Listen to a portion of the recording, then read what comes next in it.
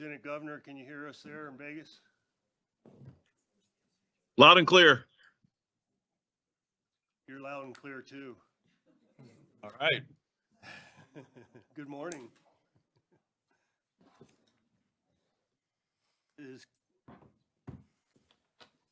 Justin, are you okay? Yeah. Is that a leading question?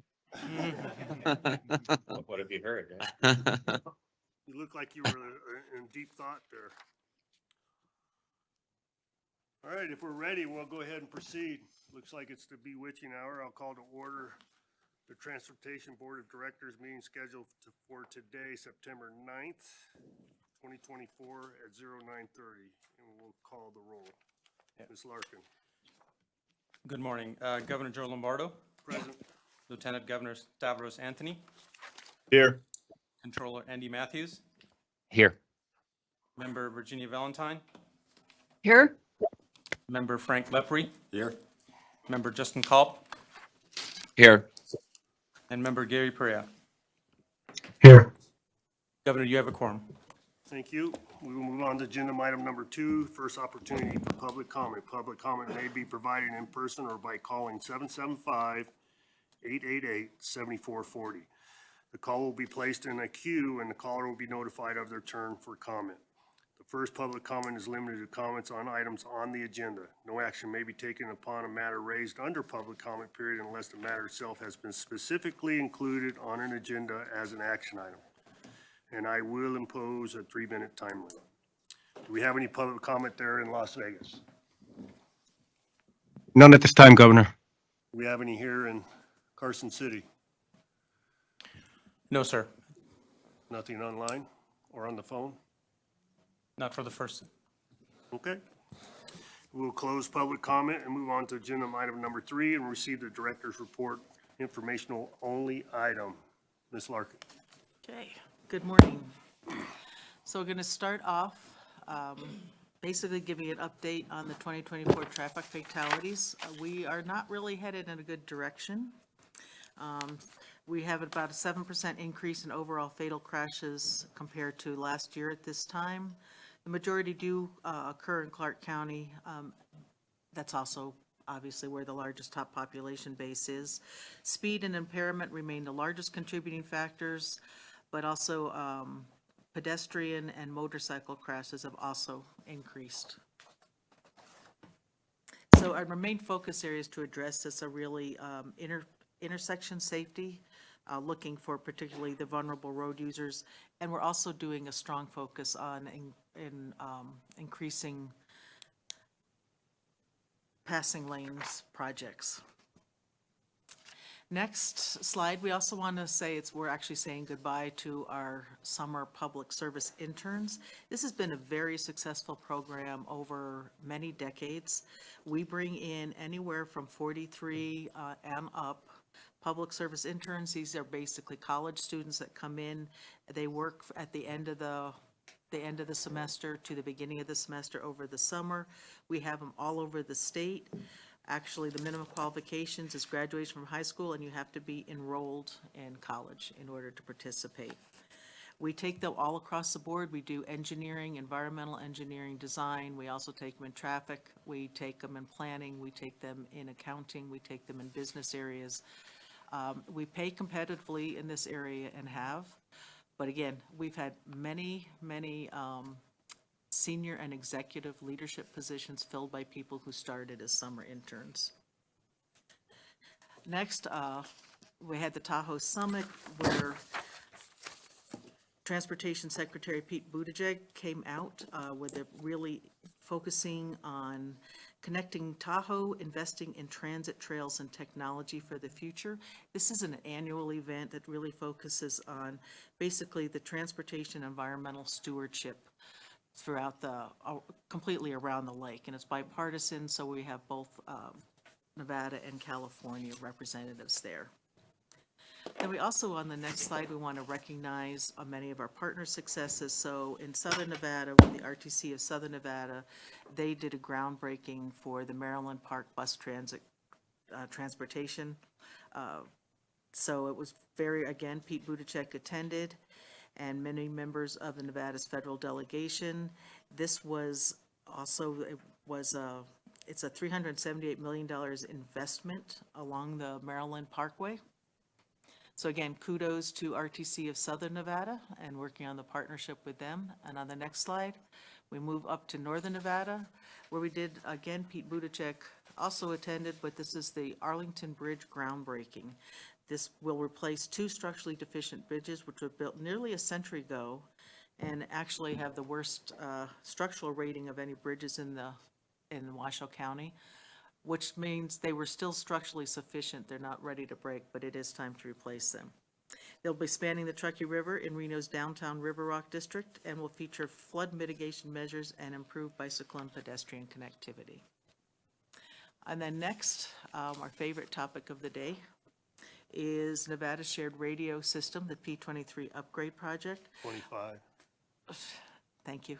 P25 upgrade project. And we were really here to, we wanted to highlight the fact that the District 1, and you can see up on the map, District 1, 2, and 3 roughly follow our 3 district that we have in Nevada, but they also expand a little bit in surrounding states into Utah and also into California on the side for coverage in there. But in the District 1 area is fully up and running, and it's fully up and running with no blips. It's working well, so we want to applaud all of those who are working on that and for their achievement. District 1 and all the vehicle install efforts are complete, and the District 3 installs are currently underway. The other user agencies continue to be scheduled upon demand and are 85% complete based on the 2018 counts. For BLM, 9 of the 12 site lease applications were approved in the last 12 months. Nevada State Lands, there's 1 site pending approval for construction. High Sierra Communications, there are 5 site lease amendments pending, and we have 2 other site lease amendments pending approval. So again, as we mentioned, in Region 1, it was on the air as of July 11th, 2024. The burn-in testing phase successfully completed with no major system issues, with the formal regional acceptance on September 3rd, 2024. And then the EDAX, which is the old system, is scheduled for turn down on November 19th. So there's a little bit of a transition period. And then you also notice on the regional progress the District 2, Region 2, the northwest corner, basically Washoe County, there's underway is 21 of 44 where sites completed, and then the total sites on that includes 11 of 28 of NDOT sites. In the Region 3, the Northeast Nevada, the 6 of 35 total sites are commissioned, including 6 of 31 NDOT sites. Do you have any more questions on this for now? So are we going to be able to support the EDAX through 2027? So will you come up to the mic?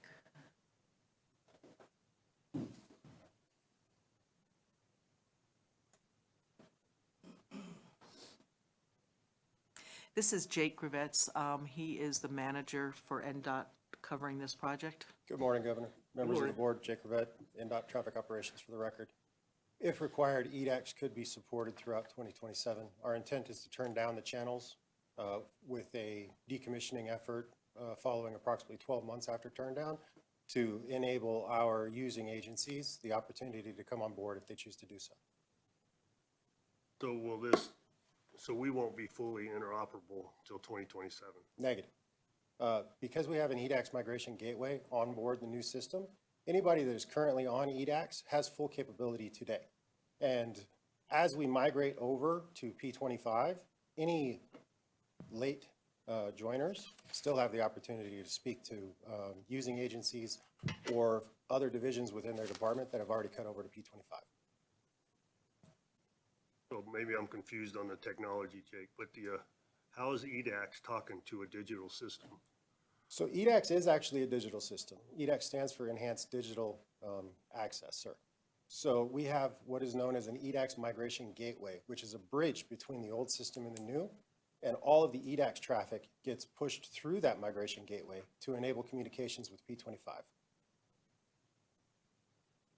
Governor, we do plan on when this came up, I actually should have probably done a full in-depth report on the radio system prior to announcing that we had this District 3 done. I recognize that Virginia Valentine was the only board member here when we actually approved the project.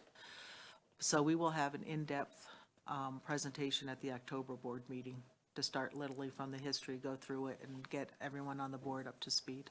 Okay. Any other questions, Governor? No, I'll meet with you after.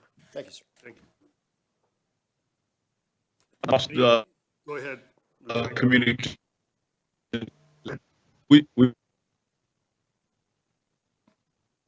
Lieutenant Governor, we cannot hear you. You're breaking up.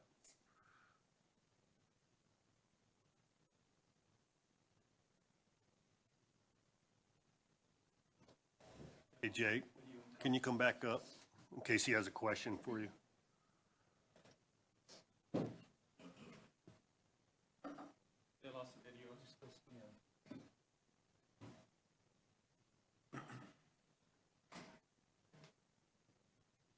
They're broken down there.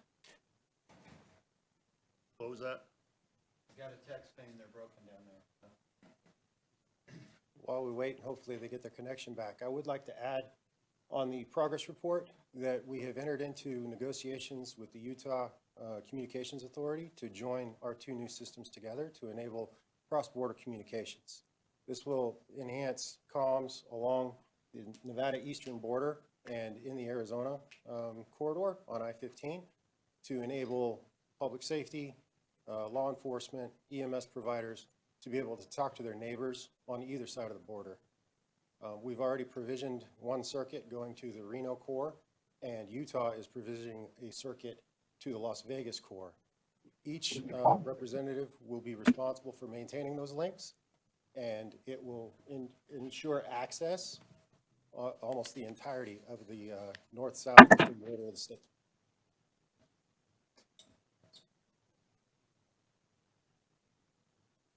Martin's my technician down there. There you go. You can use this laptop, sir. You hear us? Yes. We got you.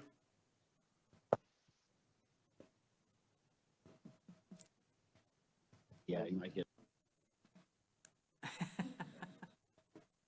Okay. You can use that for now. can you hear us? Yes, we hear you clear. Okay, we're back up on a laptop down here, so we can hear you and we can see the presentation. Did you have a question, Lieutenant Governor? Not yet, no. Okay. Thank you, Jake. All right, thank you, Jake. Next slide, please. Also, this month, through August redistribution, we received $73.8 million in additional federal obligation limitation. This happens every year. Basically, the best way to describe it is like the federal government says that we have $100 million we can spend, but then says we can only spend 80 million of it. And if we spend that $80 million of it, and every other state doesn't spend the amount allotted to them, they redistribute the remaining funds. And then we have always been very successful in obtaining additional federal obligation limit. So while it's not new money, it is additional federal funds that we can put on our projects here in Nevada.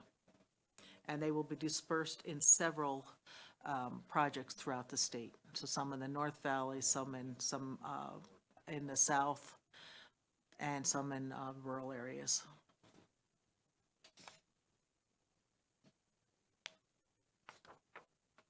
Next slide. And we also are here, we just finished a bridge replacement in Lovelock. It was G29. It is originally constructed in 1931. It goes over the railroad tracks. It's an off-system bridge that's kind of on a little bit of the northeast area of Lovelock, north of I-80. Anyway, brand new bridge, and My God, I was working on this 25 years ago, so this is just a good day. Next slide. On the I-15 Tropicana, just some updates. This week, overnight, northbound I-15 was closed from Russell to Tropicana for bridge deck pouring, and then we have another closure scheduled for tonight for southbound I-15 from Flamingo Road to Russell Road. This will be from 9 p.m. to 5 a.m., and this is for bridge deck pouring. So it's still on track for being done next year. Next slide, please. The I-15 South widening project. We have a few new traffic restrictions for the I-15 South. And this is, the crews have been constructing sound walls near the St. Rose and Blue Diamond ramps, as well as overnight paving. And then we will begin nightly, Sunday through Thursday, 8 p.m. to 5 a.m. closures. And then that is from August 18th to September 20th. And this will affect the southbound I-15 will be reduced to one lane between I-215 and Silverado Ranch Boulevard. And the far right lane shoulder will remain closed 24 hours a day for paving equipment. But then we'll be moving quickly through this. We're trying to get this completed before we start working on the Bright Line. Then the US 395. Director, Yes. before you move on, can we go back to the Tropicana, for the record, Governor Lombardo, the I-15 Tropicana update? I can't remember whether last year, was there any issue or redesign for movement, ingress, egress for F1? There was, we only had the one structure that was completed. The southern structure was not. Could not be used because there was a differential in elevation. We did a little bit of extra paving, kind of throwaway paving so they could get off in the T-Mobile Right, I remember. arena. So are we doing anything for this year? No? We will be probably doing pretty much the same but enhanced. It will be, last year ended up going off without a hitch when the actual F1 came in. So this year there'll actually be a little additional freedom of movement. I don't know the actual final configuration, but you'll have both bridges going back and forth. Scott, were you gonna say something? So for the record, Sajid Solaria, Deputy Director. We are in coordination with F1 monthly meetings as far as. Oh, you are? Yes. Okay. So we are in communications with them, and to answer your question, it's going pretty smoothly, so. So you say. Well, with luck, we went through most of the hiccups last year, so this year should be a lot smoother. And it will be the last year that will be there. So the North Valleys, please. We're making progress here. The northbound outside lanes are constructed, and we have shifted northbound drivers to travel on the newly constructed outside lanes. We have also reopened the northbound US 395 PAR ramps, but now we will also start now that the PAR ramps are open, we will begin construction of a new braided ramp to bring the northbound US 395 ramp to Golden Valley over the existing Panther Valley ramp. And braiding the Golden Valley off-ramp over the Panther Valley on-ramp will lengthen the Golden Valley off-ramp by approximately 2,000 feet. And this new ramp should also reduce backups on the northbound freeway. We are also closing the northbound US 395 off-ramp and North Virginia Street on-ramp to northbound US 395 in Panther Valley. It's good to have a map up there. The ramp will be closed 24/7 through summer of next year as we construct the new braided ramp. And then a nearby detour will be available via Golden Valley Road. This is the first phase, just a reminder, this is the first phase of the improvements, and then there'll be additional projects once this project is complete. On the Carlin Tunnel, the lighting upgrades. This is the I-80 Carlin one, so they're up in the Elko region. In 2014, we installed an adaptive lighting system, and it automatically dims and brightens lighting to match outside lighting. This makes it easier for drivers' eyes to adjust while traveling the tunnel and makes it safer to drive through the tunnel. Crash data shows that once that lighting was installed, that crashes in the tunnel dropped 50%. So we're just upgrading the lighting luminaires and the lighting control components. And so drivers will see alternating lane closers through the tunnels in future months with one direction of travel detoured through Carlin Canyon as the upgrades are made. You know, these things get kind of fascinating, and when you watch, there's special equipment to go in that actually cleans. It's like a funny little crane with a brush on the end that goes down and cleans the tunnels and the lights. It's kind of fun to see the equipment, since we'll talk about equipment in a while, but it's fun to see the way it actually operates. Then we now have a couple of awards to put in.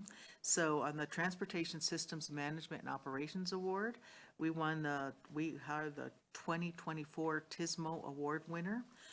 And this is about enhancing existing transportation with collaborative multimodal strategies.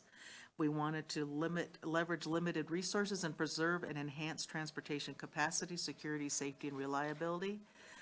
And we received a TISMO Award in Agency Improvement. We recently received it for our TISMO Staffing and Workforce Development Plan from the National Operations Center of Excellence.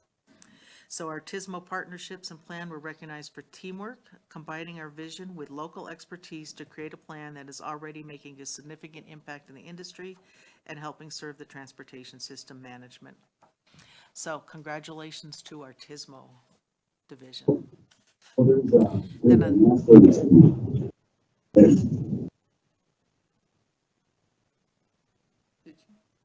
I'm sorry, Lieutenant Governor, did you have a question or a comment? No, you just cut in and out for a couple of seconds there, but I can hear you again now. Okay. On the next slide, we also want to recognize, I took a picture this morning, it's a little shady. I'm talking about the picture, not me. But the FHWA 2024 Environmental Excellence Award, and this was for really the reduction of wildlife and vehicle collision and connecting the habitat, basically wildlife crossings. So congratulations to our environmental team. We had someone here to receive it, but she is out today. So Nova Simpson, who was the one working on this, and she is not available today. But congratulations to our environmental team. And then our last slide is we are working on, or have been working on, I should say the environmental division, again, Nova Simpson. We're working on the historic monarch butterfly candidate conversation agreement.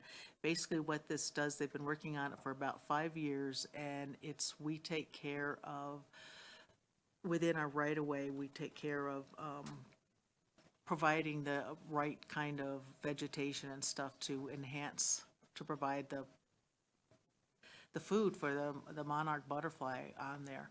And by working ahead of time, so they play a crucial role as pollinators, and they're vital to the health of our ecosystem. And as we undertake highway construction and infrastructure improvements, that we're preserving their natural habitat by working ahead of time. We're working it so that we can continue working on our maintenance and construction areas, preserve the habitat, and kind of keep them moving forward. So if they do become, I'm sorry, I can't think of the right word. If they do become endangered, then we're still moving forward, and we've got the documentations in place to help mitigate that impact. And I very poorly stated that, but any questions on that one? Well, we gotta have a question. Lieutenant Governor, you have a question about the monarch butterfly? I do not. Everything looks like it's in good shape. There you go. It really does, though, show the diversity. The right away, the right spot. It does show the We diversity. can hear you, by the way. You want to? It does show the diversity of what NDOT does need to take care of. Absolutely. So that concludes. I'm glad you all have a sense of humor. Oh, I think it's pretty cool. So, That Is that it? concludes. all right, the do report. any directors have any questions of Ms. Larkin? In the director's report?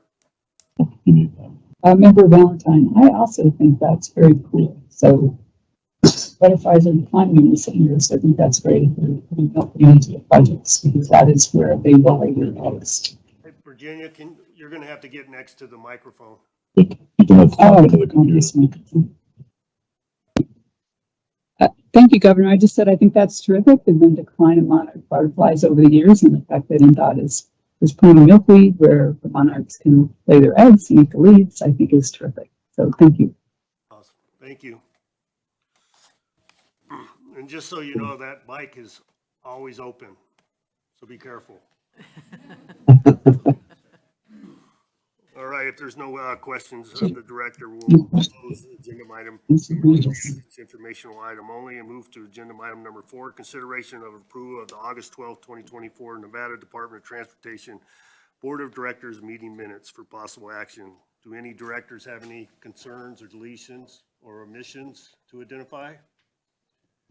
Governor, this is Member Calb. I need to abstain. I wasn't at the last meeting. Copy. If there's no concerns, I'll entertain a motion for approval. Motion approved? Member Lepery, Yes. did you make the motion? I did. There you go. So we have a motion. Do we have a second? Cyrus Anthony, second. We have a motion for approval. All those in favor signify by saying aye. Aye. Aye.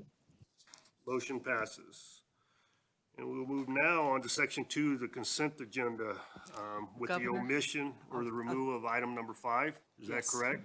Thank So you. let the record reflect that item number 5 will be removed, and we will take under consideration item number 6. Ms. Larkin. Do any of the members have any questions on item number 6? If there are no questions, I'll entertain a motion for approval as is the consent agenda.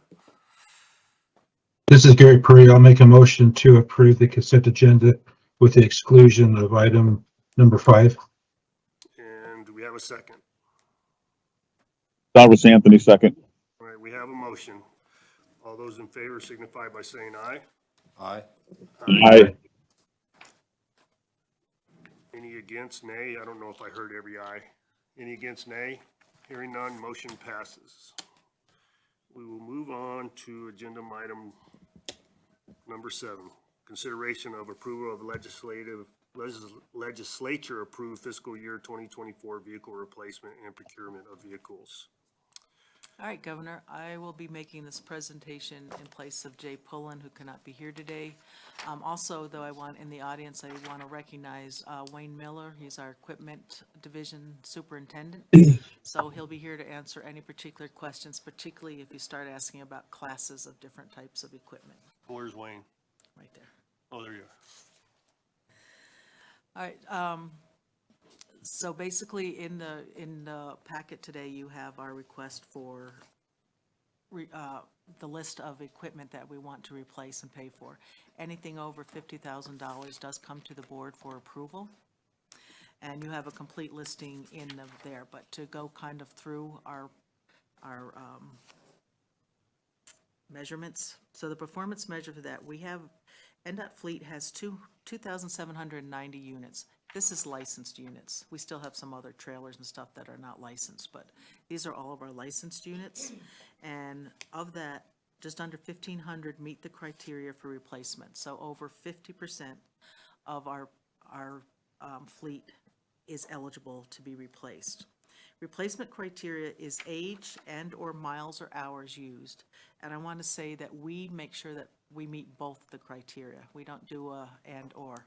When it meets age, and then also miles and hours, and we also look at the condition of the vehicle. This is not one of my highest things to brag about, but we are ranked number 49th in the nation for the condition of our fleet. The majority, we do have the oldest fleet in the nation. So So if we approve this today, what will our ranking be? We'll still be at 49, but we'll be inching up closer to 48. But a lot of that'll be actually in the next legislative session when it goes in. I want to put that over the years, when we had the recession in 2008, we basically had no budget. We had no equipment to budget for about 4 to 5 years, from I think 2008 to 2012. Then we started coming back in, and our budget at that time was $5 million. Prior to that, our budget prior to 2008 was about $10 million a year. So then it was 5 million for a few years. So the last 2 years, we had $20 million in our budget, and you will see that request again in this our upcoming budget request. That is helping considerably, really looking at our older vehicles, and bringing them up to getting them moving along. So, if the list is approved, okay, it changes to 48.28% of replacement that meet the criteria, so basically it increases that part. But even with that, it's still, even with the FY '25 replacement, the critical equipment, equipment meeting criteria will increase to 68%. Now, you have to also take into consideration when you look at it, the light fleet versus the heavy fleet kind of age at different parts based on use.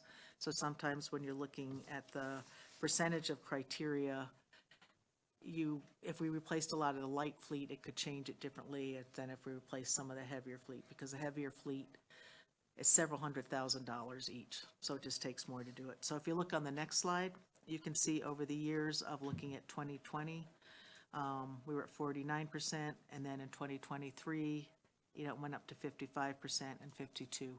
So a lot of that has to do, like I said, as I mentioned before, we're kind of catching up from the years that we had no budget. And then we replaced a considerable amount of light fleet last year. Now this year, we will be looking at replacement of a lot of the heavier fleet. And Wayne is here to correct me if I state anything wrong. On the next slide, I'm just kind of showing, this is just representative, the types.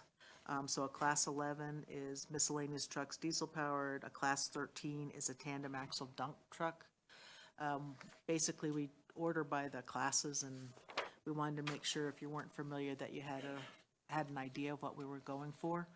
On the next slide, so like for NDOT dump trucks, we have 327 dump trucks. 200 of those meet replacement criteria.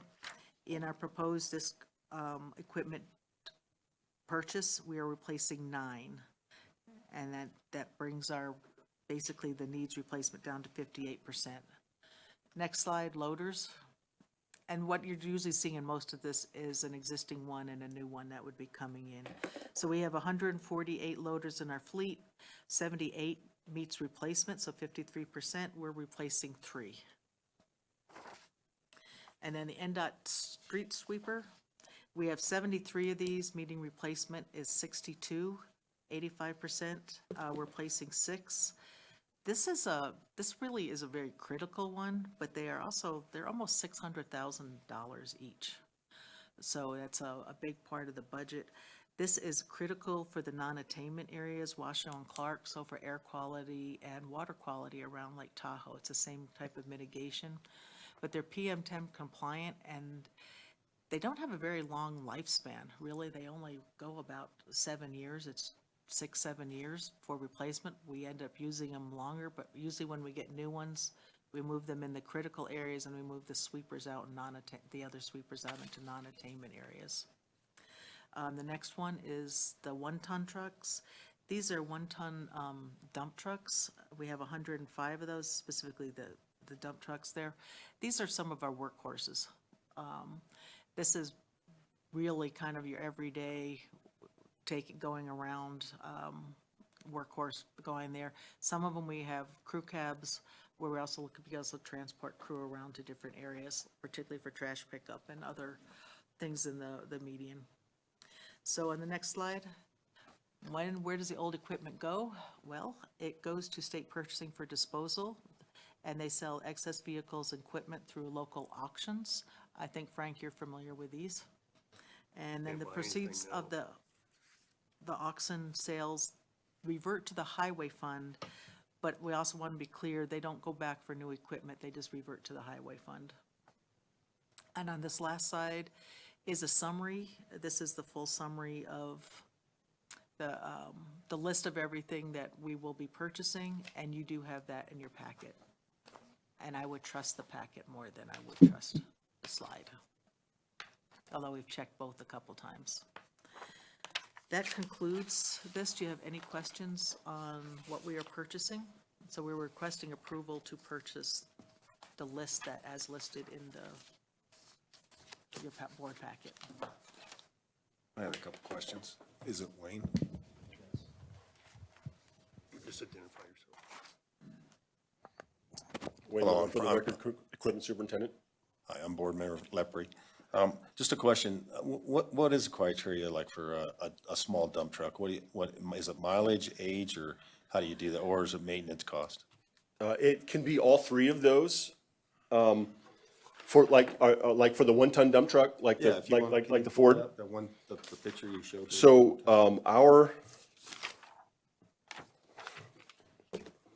I don't have that page. It's still in my packet.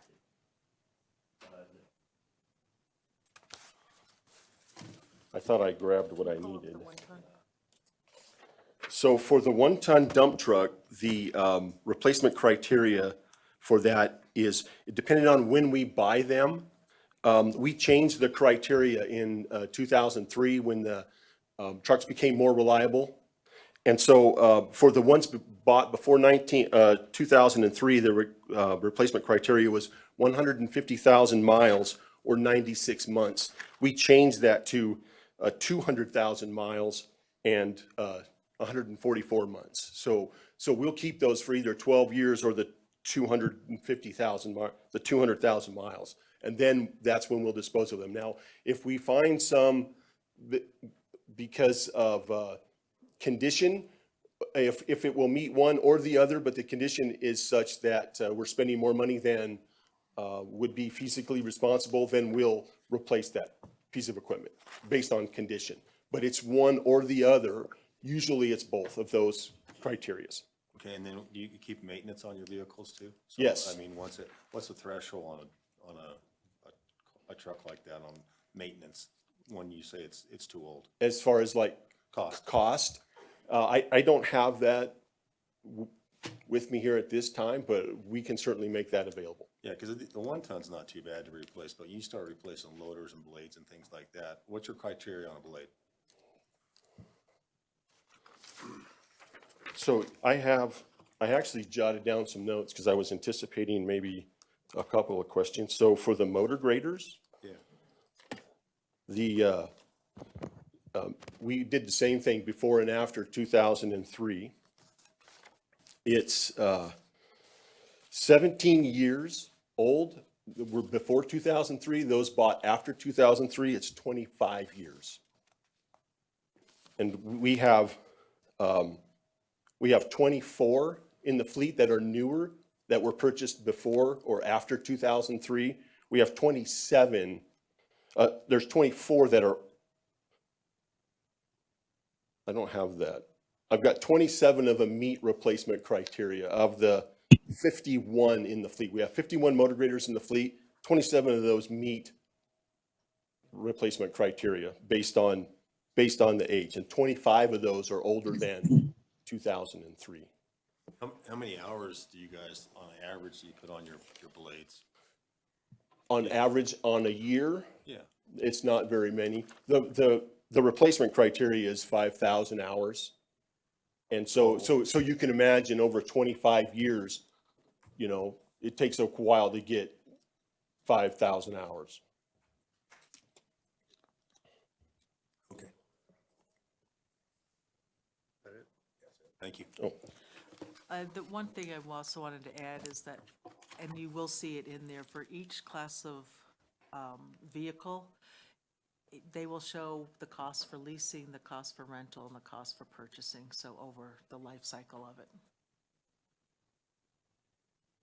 I don't know if that was directed to me, but for me, It was general. yeah, we run a lot of older equipment, and it's just hard for me to agree on $18 million equipment when where NDOT is today. I think you have equipment that needs to be replaced. I don't know if you have $18 million to have to be replaced this year.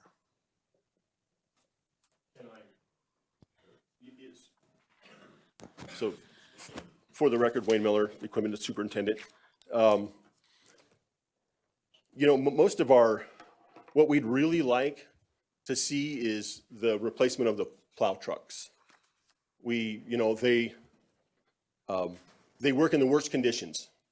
You know, usually when it snows and the conditions are really bad, everybody sits but us. So we're not fair weather operators, and our equipment gets really run really rough.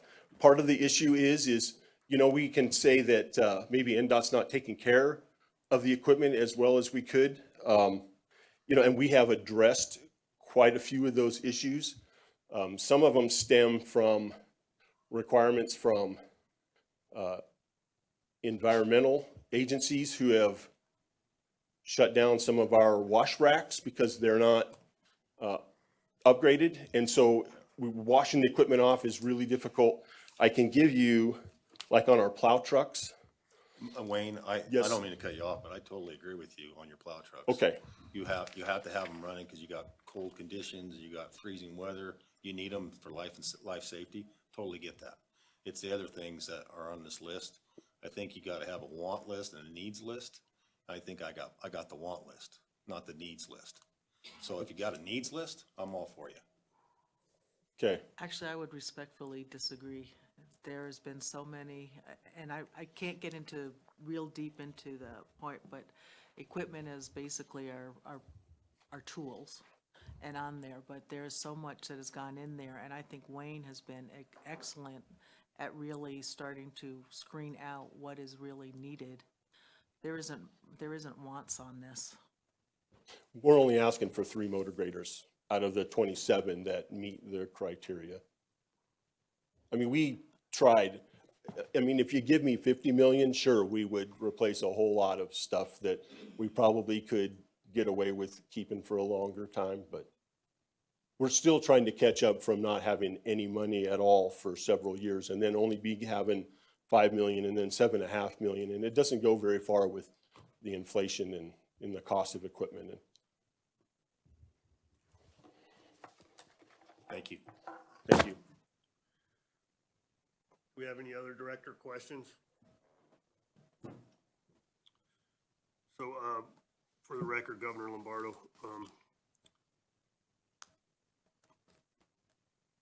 when you sell these pieces of equipment, does that money revert to the general fund or does it come back to NDOT? It does revert back to the highway fund. It doesn't revert back to equipment, it just reverts to the highway fund in general. And it's state purchasing auctions them off. Okay. All right, we have, if there's no further questions, this is an action item. I'll entertain a motion for approval. Yeah, this is Stavros Anthony. I'll make a motion to approve the legislature approved fiscal year 2024 vehicle replacement and procurement of vehicles and non-rental equipment in accordance with NRS 408.389. All right, we have a motion. Do we have a second? I'll second. Virginia Valentine. All right. Did you hear that? I heard it. All right, for all those in favor, signify by saying aye. Aye. Aye. Any against? Nay? Nay. So it's not it's a majority, right? All right, motion passes. We'll move on to agenda item number 8, consideration to approve the 2025 annual work program and acceptance of the 25 through 28 statewide transportation improvement program, also known as STIP, for possible action. Son, Governor, apparently the Lieutenant Governor read the agenda properly, but the title misstates the year. It should be the 2025 work program. So just for clarity, maybe we should, You want another vote? yeah, It says 2024. yes, according to Ms. Denny. Hold on a second. So what should say 2025? It should, Fiscal year 2025. so it would be number 7. In that very first line, it should say fiscal year 2025 instead of 2024. On item number 7 that you read, I believe, into the record, sir, it should say fiscal year 2025. So there's a typographical error in the agenda. But if your motion, if you would remake your motion and call out fiscal year 2025, I think that'll make the record clear. Okay, I didn't realize that. Okay. So do we need to make a motion to rescind the other motion or just make another motion?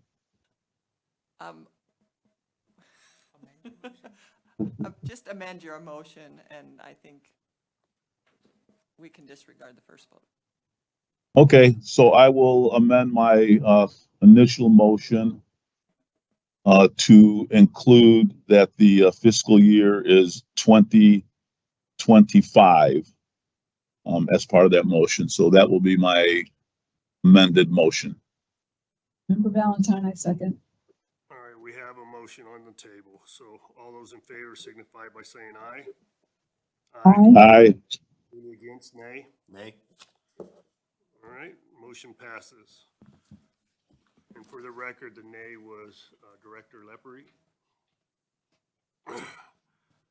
And we'll move on to agenda item number 8, consideration to approve the 2025 annual work program and acceptance of the 2025 through 20 statewide transportation improvement program, also known as STIP, for possible action. Ms. Larkin.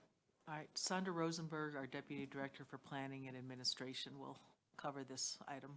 Actually, Rebecca's covering this. All right, Rebecca, our Assistant Director of Planning, will cover this motion. Thank you. Good morning. Last month, we presented to the board as an informational item the 2025 annual work program and the 2025 through 28 federal fiscal year statewide improvement program known as the STIP. This month, we're back and we are requesting the board's action to approve the 2025 annual work program and accept the 2025-28 STIP. Approval of the annual work program satisfies the requirements of the NRS to present to the governor by October 1st of each year a detailed program of projects planned to be delivered by the department for the upcoming year. In contrast to that, the STIP is adopted every other year, and it satisfies federal requirements for a 4-year program of projects that demonstrates financial constraint and includes all federally funded and regionally significant projects throughout the state.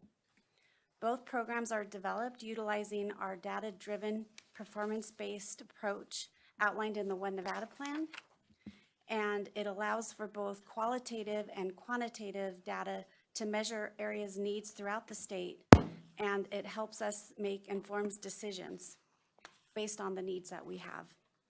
The annual work program and STIP did go out for a 30-day public comment period, which ended on September 5th of this year, 2024. We received no public comments. I do want to note that we posted the notification for the public comment on the department's website, our social media, and a press release went out to all of our media partners through our public information office. Please note that the annual work program will have a reduction in the architectural program in your packet, as it was a result of a budgetary adjustment that occurred after the documentation went out for public comment. Therefore, the 2025 budget for architectural will be $25 million once it's adjusted. Again, we're asking for consideration of a motion to approve the 2025 annual work program and accept the 2025-28 STIP. I'm happy to answer any questions that you might have.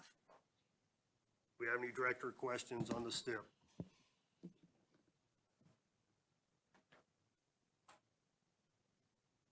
All right, hearing none, I will entertain a motion for approval.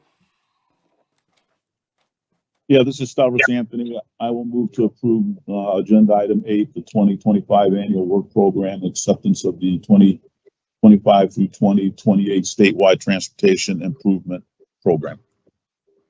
All right, we have a motion. Do we have a second? Second, Andy Matthews. I'm sorry, who was the second? It's Andy. Controller Matthews for the second. All right, we have a motion Yeah. for approval. All those in favor signify by saying aye. Aye. Aye. Aye. Any against, nay? Hearing none, motion passes. Thank you, Rebecca.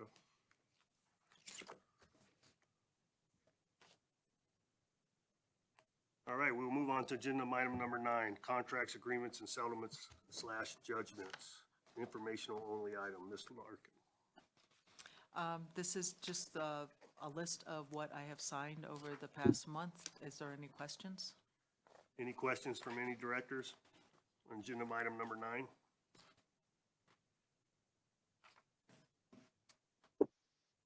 All right, hearing none, we will move on. So, Ms. Story, help ensure that I'm doing this appropriately, but we are going to adjourn today's meeting, correct? Temporarily, and then we will reconvene subsequent agenda item number 10. Okay, so we will now hold a public hearing on the potential removal of an NDOT regulation, and I'm going to hand this over to Sandra Rosenberg, our Deputy Director for Planning and Administration. Thank you, Director. Can we pull up the slides?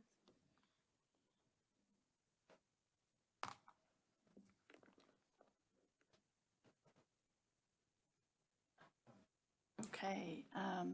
Pursuant to Governor Lombardo's executive order number 2023-003 to reduce regulations, the Nevada Department of Transportation is proposing to remove an existing regulation from the Nevada Administrative Code, Chapter 48. NAC 408. NAC 408.796, number 2, currently allows NDOT to establish a fee reflecting market value for business signs for attractions when 6 or more attractions apply to be displayed in a specific area. This provision has never been utilized, so therefore it's no longer necessary, as the current process effectively manages the demand for business signage without the need for additional fees. This removal is considered business friendly and really just unnecessary, has not been utilized, as I mentioned. With the proposed removal, if 6 or more attractions apply to be displayed on a sign, it will revert back to the Section 1, which applies to other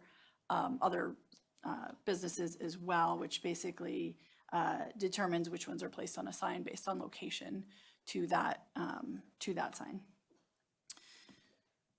So it shows here on the slide the portion we are proposing to remove. Our notice for this public hearing was done in accordance with the Nevada's Administrative Rulemaking Procedural Guide. We did have a public workshop held on Thursday, June 13th, in person and online. A few public participants joined virtually, including a representative of the Association of General Contractors. There was one question that was answered, which really had to do with any potential revenue loss, which there is not. As I mentioned, the provision has not been utilized. So all public questions were answered satisfactorily. A report on the public workshop was submitted to the Nevada Legislative Council Bureau on June 26th, and on July 17th, they approved the hearing, which allows us to move forward with this hearing today, as well as changes to that regulation. Public notices have been properly posted at various NDOT locations on NDOT's website and on the state notice website for more than the 30-day requirement. And the public has been informed of the opportunity to comment in person, via phone, or through online form. We do have program managers available if there are any questions. And with that, I will turn it back to Tracy for any public comment and to adopt the regulation. Well, first, are there any questions? Okay. Do I need to ask Vegas? This was really more for the board, if there was any questions. Any questions from any directors? Hearing none. Okay. Were there any other written submittals? We did not receive any written public comments. And there was a call-in so now it's a call-in. Is there any public comments at this time? Now for Vegas.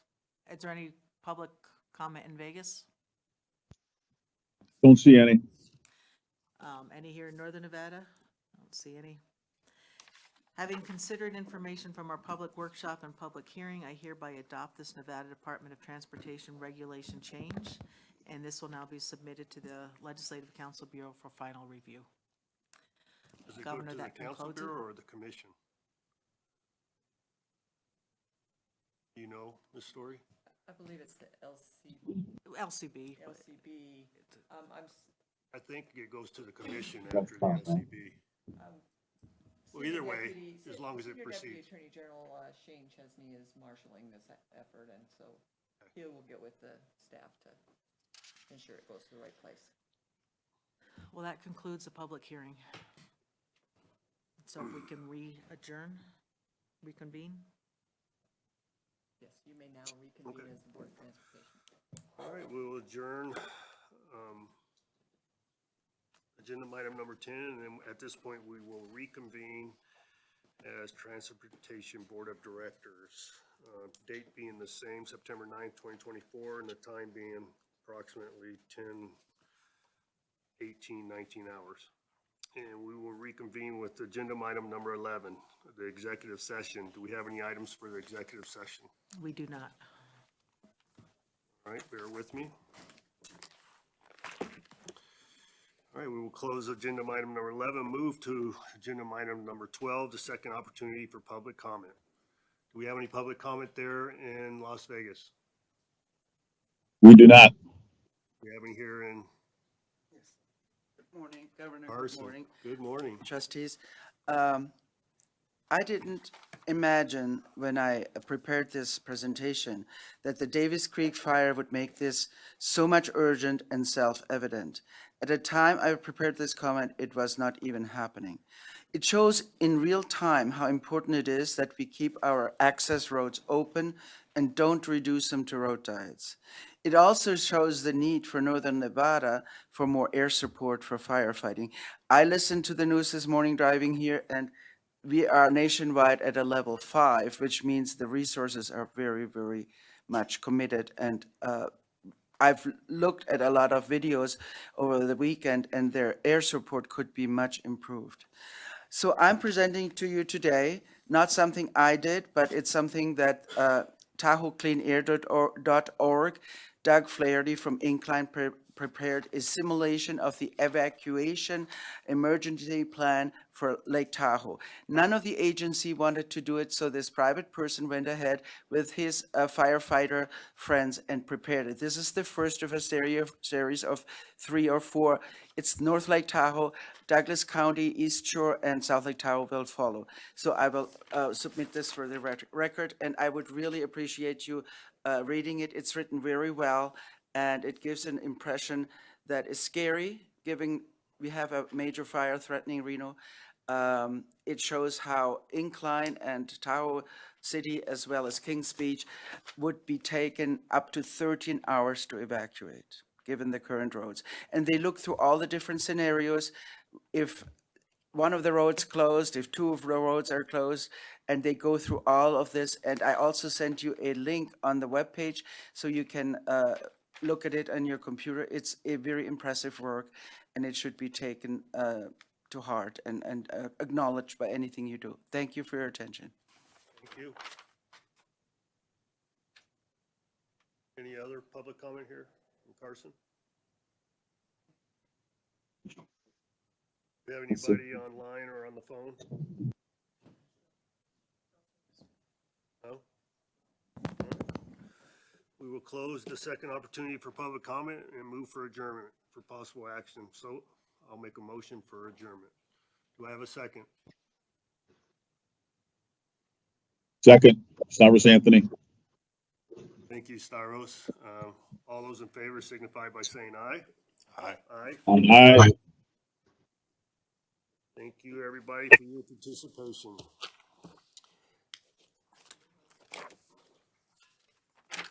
Hey, Tracy.